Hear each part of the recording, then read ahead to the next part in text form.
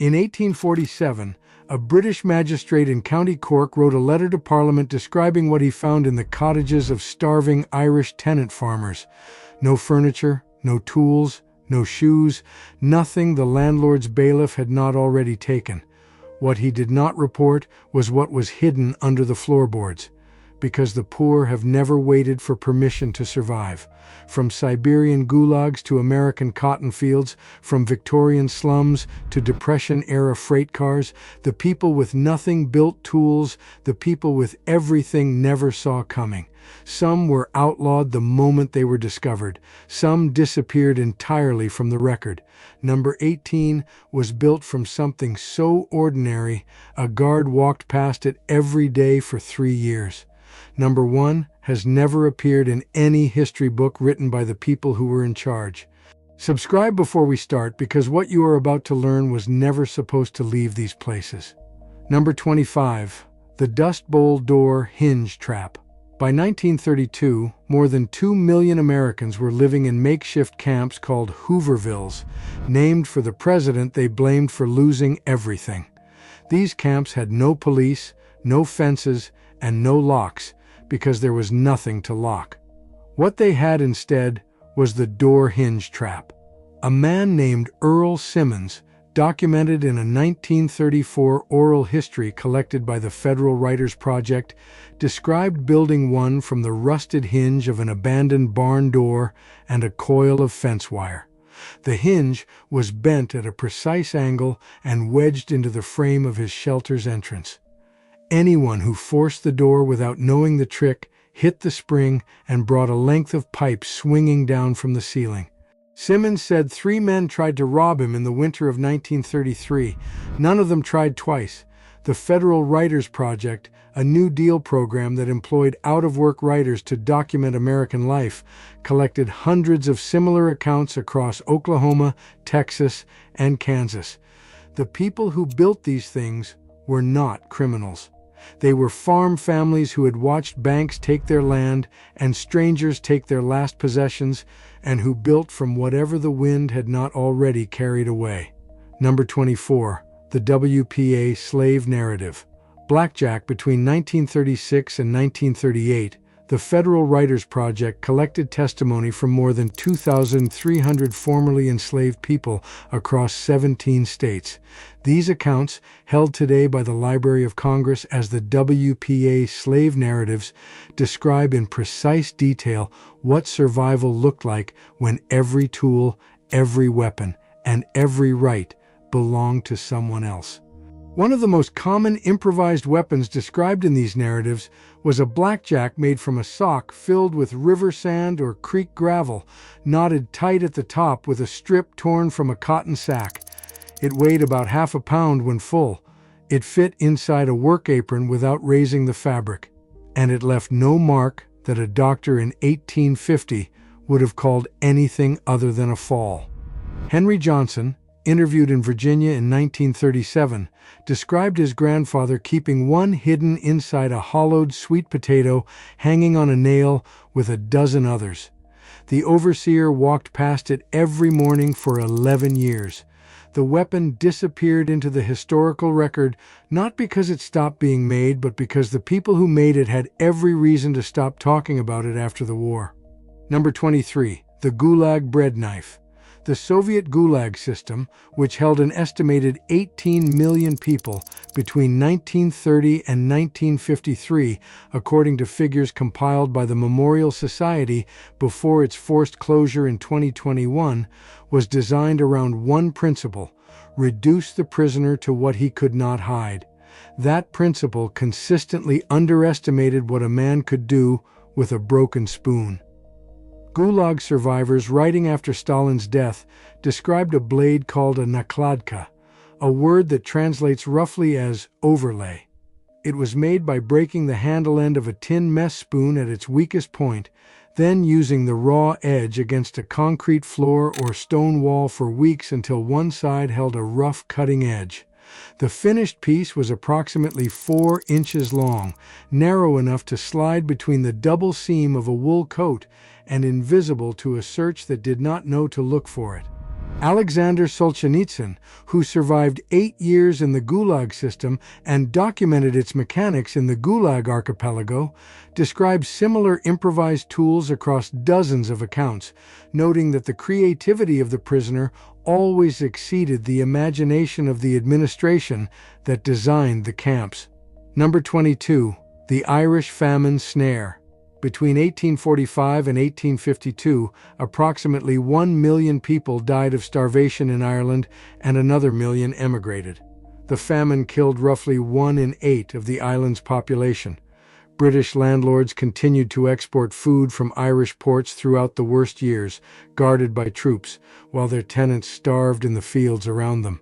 What the famine records do not prominently mention is that the tenants were also, in many cases, poaching. The Encumbered Estates Act and the game laws of the period made it illegal for a tenant farmer to trap or kill rabbits, hares, or birds on land they worked but did not own.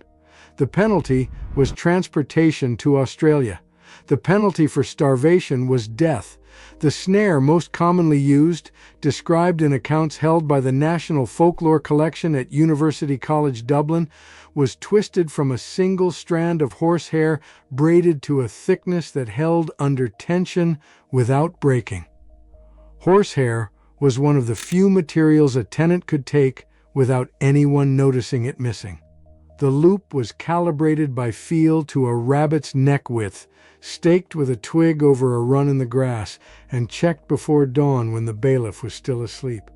Landlord estate records from County Cork and County Clare, digitized by the National Archives of Ireland, document prosecutions for poaching during the famine years alongside simultaneous grain export records. Both were filed in the same administrative system. Number 21. The sharecropper's hidden scale. After the Civil War, the sharecropping system replaced slavery with something that operated by nearly identical economics. A sharecropper farmed land owned by someone else, bought supplies from a store owned by the same person, and settled accounts at the end of the season on a scale owned, operated, and read by the landlord. The scale was almost always wrong.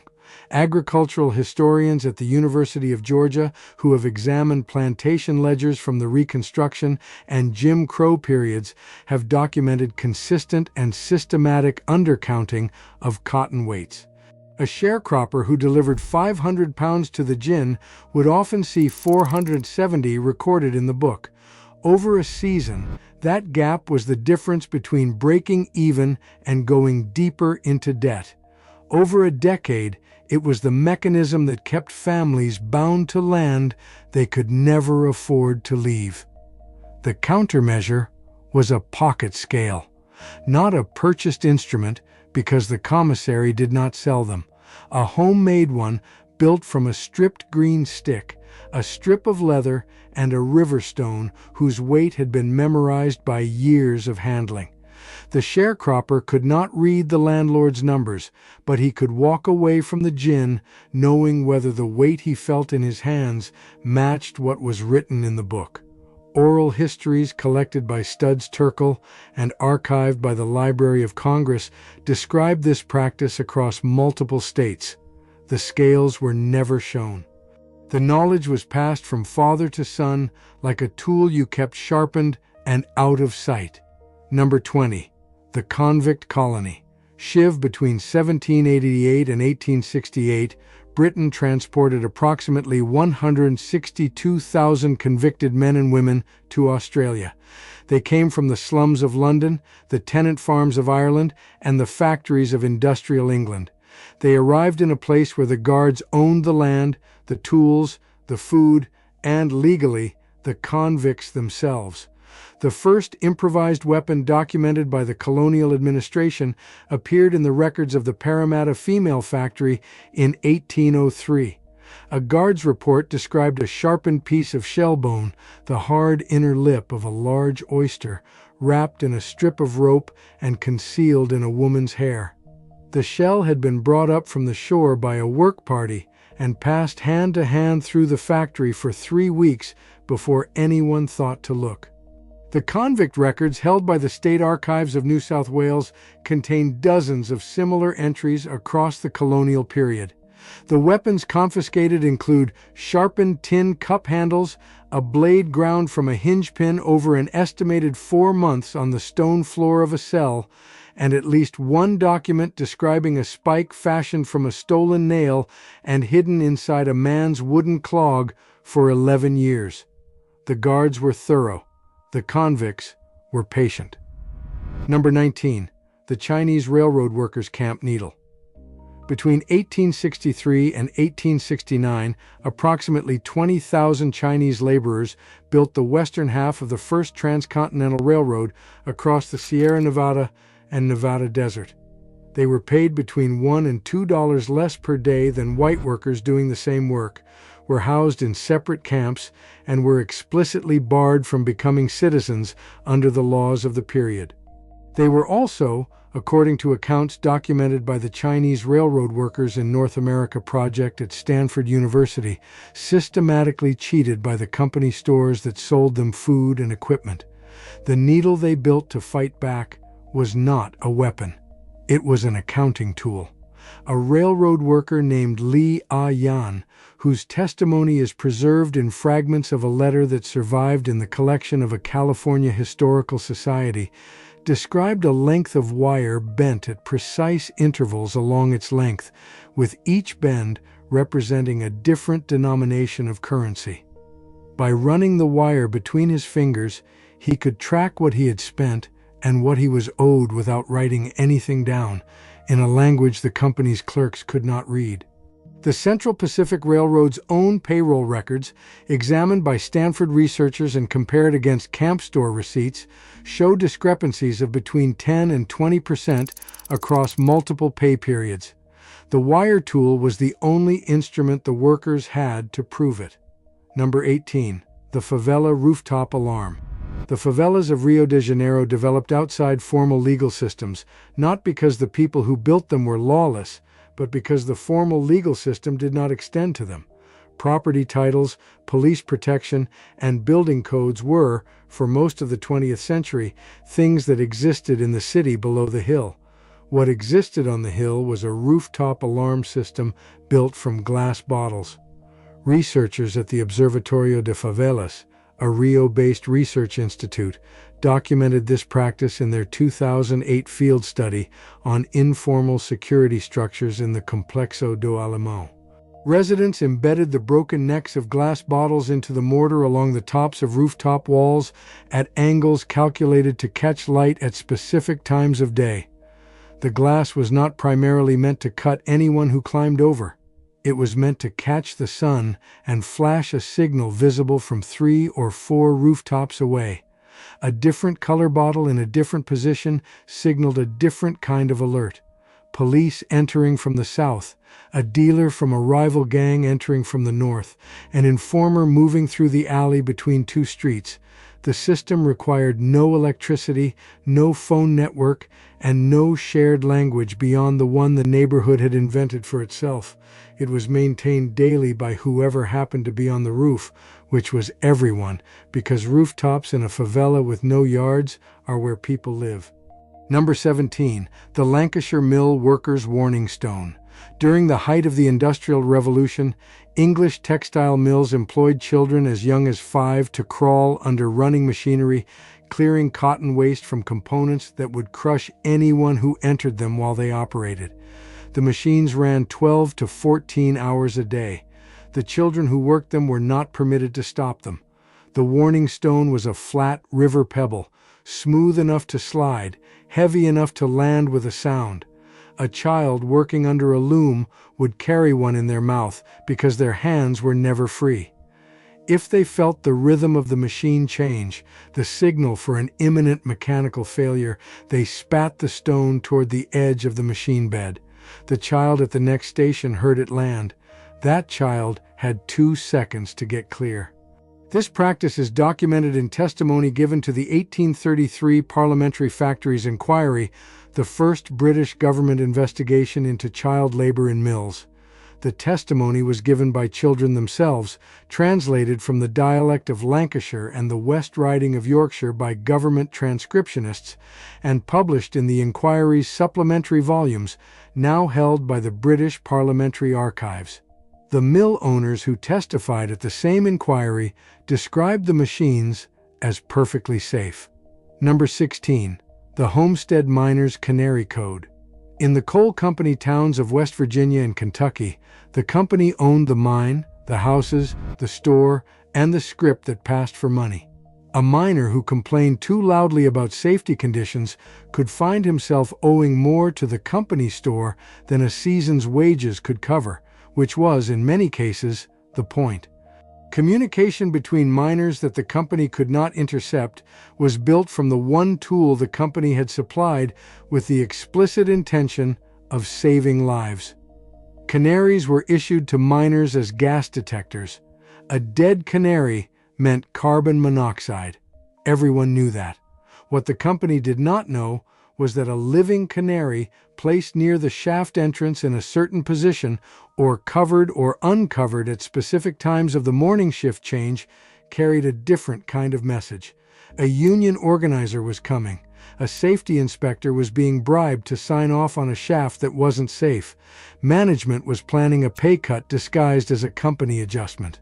Oral histories collected by the West Virginia and Regional History Center at West Virginia University document this system across multiple counties. The miners who used it understood that it worked precisely because management had given them the tool themselves and never thought to read it as a language. Number 15. The Plantation Poison Calendar. Across the sugar plantations of Jamaica, Barbados, and Saint-Domingue, enslaved people maintained botanical knowledge systems that European slaveholders consistently failed to understand or suppress. Plants that European colonists recorded in their journals as weeds or ornamental shrubs were, to the people who tended them, a pharmaceutical and chemical record extending back generations. Plantation records held by the Jamaica Archives and Records Department, examined by historian Vincent Brown in his research on enslaved resistance, document a pattern the planters called mysterious illnesses across the 1700s. Livestock died at intervals that aligned with crop seasons. Overseers developed debilitating stomach complaints that resolved completely when they left the property. Occasionally, a planter died of what the parish physician recorded as fever. Brown's research, published in his 2008 book, The Reaper's Garden, identifies a recurring pattern in the inquest records. The people who prepared the food and the medicine knew exactly which plants did what, and the people who ate the food and took the medicine did not. The knowledge was transmitted through the garden.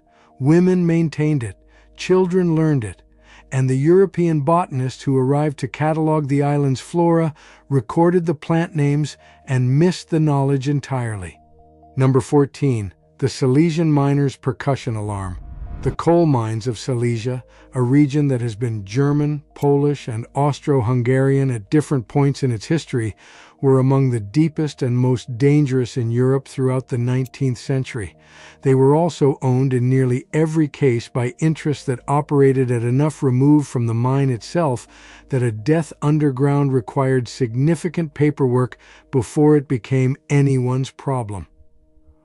The miners built their own early warning system from the one material no one could prevent them from touching: the timber supports of the mine itself. A support column struck at its base with a specific rhythm produced a vibration that traveled through connected timber for distances up to several hundred meters. Miners in the Appalachian district, according to records preserved in the Silesian Museum in Katowice, developed a tap code using intervals of 1, 2, and 3 beats, capable of conveying a dozen standard messages: roof instability, water breakthrough, the presence of an unexpected supervisor, a section the foreman had declared safe that wasn't. The Prussian Mining Administration's own accident investigation reports from the 1870s note, in several cases, that miners in sections adjacent to a collapse had evacuated before any official alarm was given. The investigators could not determine how they had known. The miners did not explain. Number 13. The Hooverville Lockpick. The men who rode freight trains during the Depression were called hobos, a word that carried contempt in the newspapers and was worn, in the camps, as something closer to a credential. By 1932, an estimated 2 million people were riding the rails across the United States, according to figures cited in Tom Cromer's 1935 memoir, Waiting for Nothing. Freight cars were padlocked. The padlocks were the railroad's property. The wire that railroad workers left coiled near track-switching equipment was not. A standard freight car padlock of the 1930s used a basic 5-pin tumbler mechanism. The pick that circulated through hobo camps was made from 2 pieces of straightened wire, one bent at a precise angle to apply tension, the second bent to a profile calibrated for the most common lock models by feel. The technique was taught at fire camps and jungle camps, the informal gathering points along freight routes, and passed forward with the same practical seriousness as knowledge of which yards had sympathetic bulls and which ones had men who would beat you for trespassing. The knowledge exists in print because some of the men who rode those trains later wrote about it, including in the Federal Writers Project state guidebooks, where descriptions of hobo culture appear between sections on local geography written by the same program. Number 12. The Tsarist Prison Tap Code. The political prisoners of Tsarist Russia included at various points most of the people who eventually ran the Soviet Union. They also included a generation of radicals, intellectuals, and peasant organizers who had no particular interest in power and every interest in not dying alone in a cell in Siberia. The tap code they developed, described in detail in Vera Figner's memoir, Memoirs of a Revolutionist, published in English in 1927, was built on a 5x5 grid of the Russian alphabet. 2 knocks on the wall established the row. A pause, then a second set of knocks established the column. The message traveled through the building's plumbing pipes, which the prison administration could not remove without disabling the heating system. Figner, who spent 20 years in Schlüsselburg Fortress after her role in the assassination of Tsar Alexander II, describes the tap code as the single most important survival tool the political prison system ever inadvertently provided. The walls were the medium, the prisoners were the network, and the administration, which had designed the cell block to prevent communication, had built it from the one material that carried sound better than anything else. The same code, modified slightly, appears in accounts of Nazi and Soviet political prisons decades later, passed forward through exactly the channel you would expect: the people who survived and could still talk. Number 11. The Appalachian Flood Marker System. The mountain communities of eastern Kentucky and western Virginia sat in river valleys that flooded without warning. The rivers rose fast, sometimes faster than a man could walk from the low fields to the high ground. Telephone lines did not reach most of these communities until the 1930s, and in many places not until later. What reached them was the rock marker system, a specific configuration of stones on a particular flat boulder above the waterline told anyone who knew how to read it how fast the water was rising upstream, not the level it had reached, but the rate, because the rate was what killed you. A slow rise gave you time, a fast rise gave you minutes. The system varied by watershed. The stones and their meanings were community knowledge, maintained by whoever lived closest to the marker, taught to children the way you teach them which mushrooms will kill them. It required no shared literacy, no shared language beyond the one the valley had built for itself. The Blue Ridge Parkway Folklife Project, conducted in the 1970s by the American Folklife Center at the Library of Congress, documented several versions of this system in interviews with elderly residents of communities along the New River and its tributaries. The interviewers noted that the residents described the markers with complete matter-of-factness, in the same tone they used to describe how to cure a ham. Number 10. The Victorian Slum Poison Test. In Victorian London, the food sold in the slums of Whitechapel, Southwark, and St. Giles was subject to one primary form of quality control, whether anyone died within a day of eating it. Adulteration of cheap food was systematic and well documented. Chalk was added to bread flour. Water was added to milk, sometimes water drawn from the same ditch that served as a sewer. Copper compounds were added to vegetables to restore the green color after they had rotted. The test that circulated through the poorest neighborhoods was built from a strip of paper soaked in a solution made from oak galls. Oak galls, the hard growths that appear on oak trees after wasp infestation, are rich in tannic acid. Tannic acid reacts visibly with iron salts. The solution turned the strip dark when dipped into adulterated milk or water that had passed through corroded pipes. The London Journal of Medicine documented this practice in an 1855 article examining popular food safety measures among the working poor. The article was written with considerable condescension toward the improvised chemistry of people who could not afford to shop elsewhere, while simultaneously confirming that the tests worked. The men who manufactured the adulterated food were not prosecuted under any law that existed in England at the time. The men who made the test to detect it were not named. Number 9. The Dust Bowl Water Finder. The drought that created the Dust Bowl destroyed not just the crops, but the groundwater knowledge that had taken a generation to accumulate. Farmers who had known where water ran, where the seeps were, where a dry creek bed went underground and came back a quarter-mile east, lost that knowledge when everything above ground died and the landmarks disappeared under drifting dust. What replaced it was a practice the agricultural extension officers dismissed as superstition and the farmers called reading the land. It combined 3 observable indicators: the behavior of the few surviving insects, particularly biting flies that require standing water to breed; the depth and color of soil cracks, which in specific clay compositions indicated the presence of moisture within digging distance; and the orientation of dry grass root systems, which in certain species followed moisture gradients even after the surface plant had died. None of these indicators were reliable alone. Together, calibrated by a full season of watching by people whose survival depended on getting it right, they were accurate enough to matter. Families who found water found it by these methods, documented in the Federal Writers Project American Life Histories collection in accounts from Kansas, Oklahoma, and the Texas Panhandle. The extension officers who dismissed the practice were, in most cases, men who had left when the drought started and returned when it ended. The farmers who developed it were the ones who stayed. Number 8. The Siberian Exile Trail Map.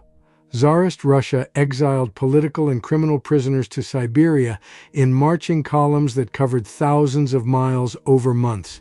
Men who escaped the columns on foot needed to move through territory where they did not speak the language, where the nearest settlement was often 100 miles away, and where winter could kill an unprepared man in 72 hours.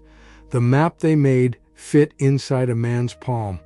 It was a piece of leather, sometimes skin, sometimes the cured lining of a boot heel, on which a specific set of notches recorded directional and distance information in a code developed and passed through the prisoner networks.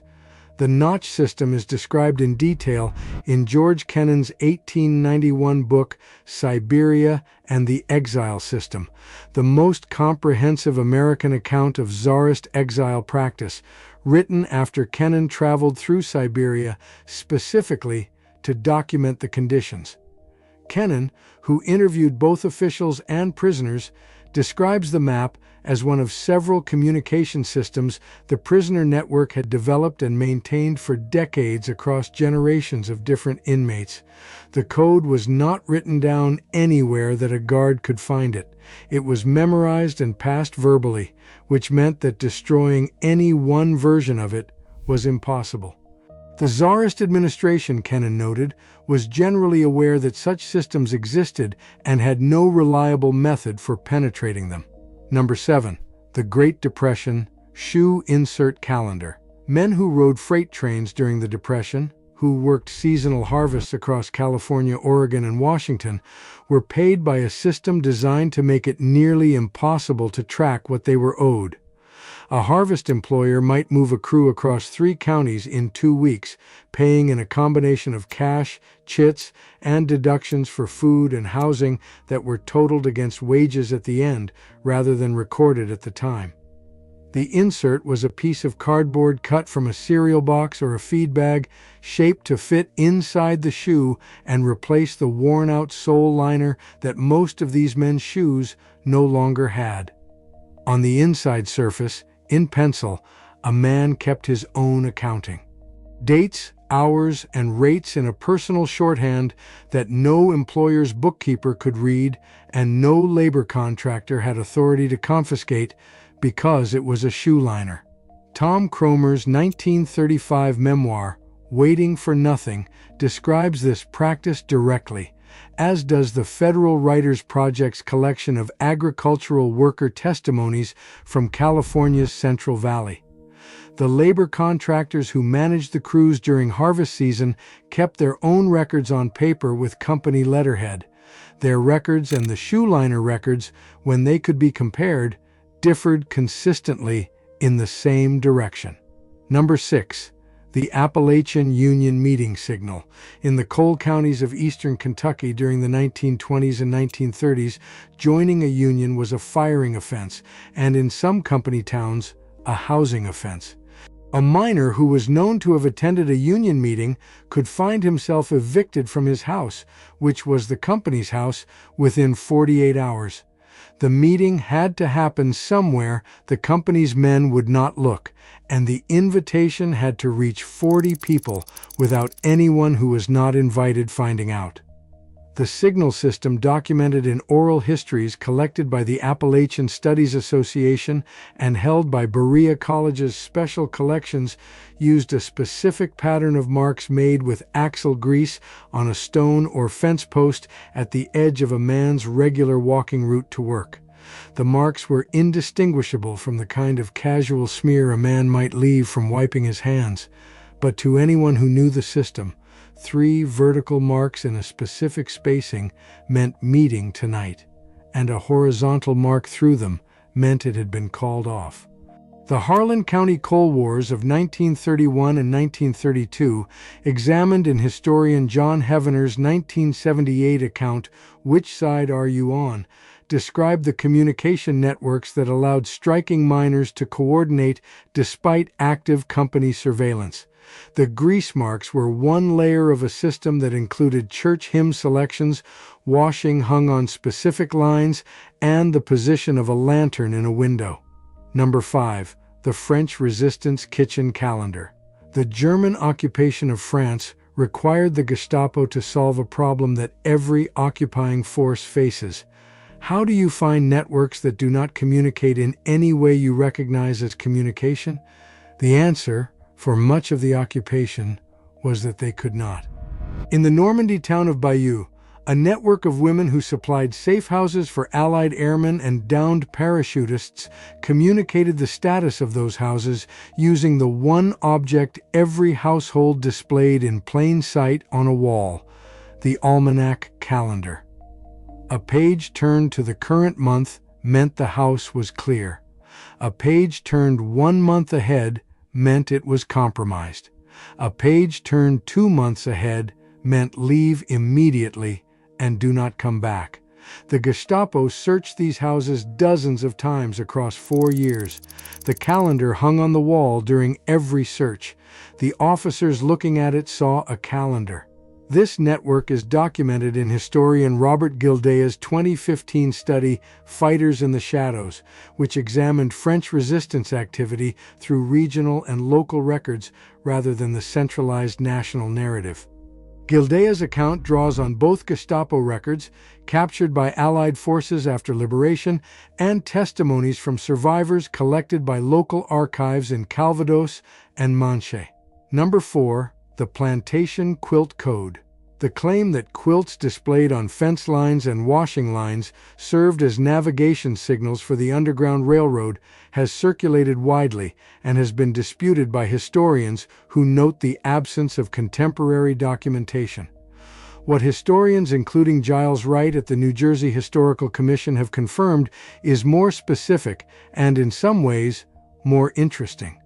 Quilts did carry information, but the information they carried in the documented cases was not directions. It was identity. Women who worked as conductors on the Underground Railroad used specific quilt patterns as recognition signals at safe houses.